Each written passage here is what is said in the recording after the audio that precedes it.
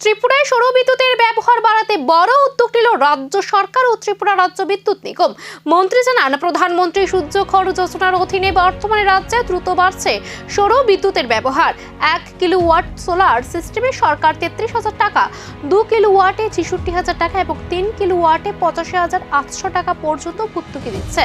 বর্তমানে রাজ্যে প্রায় 3 লক্ষ পরিবার 50 ইউনিটের নিচে বিদ্যুৎ ব্যবহার করেন।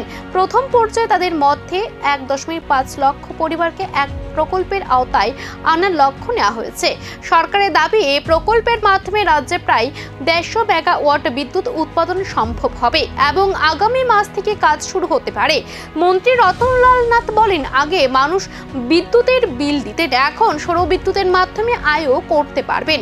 এই প্রকল্প শুধু বিদ্যুৎ সাশ্রয় নয়, মানুষের আর্থিক উন্নয়নের নতুন দিশাও খুলে দেবে বলে আশাবাদ সরকারের।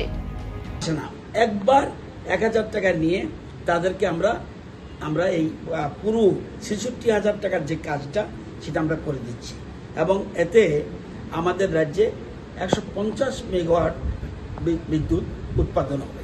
আমরা আশা করি আগামী মাস থেকে শুরু করে দেব এবং চিহ্নিতের কাজ চলছে, কাদেরকে দেওয়া হবে এবং আমাদের কাছে রেকর্ড রয়েছে কারা 50 ইউনিটের নিচে ব্যবহার করে তাদের মাত্র 1,000 টাকায় সোলার সুবিধা সত্যি কি বদলে যাবে ত্রিপুরার বিদ্যুতের ভবিষ্যৎ, নাকি সামনে রয়েছে আরো বড় পরিকল্পনা? এখন সেদিকে নজর রাজ্যবাসীর।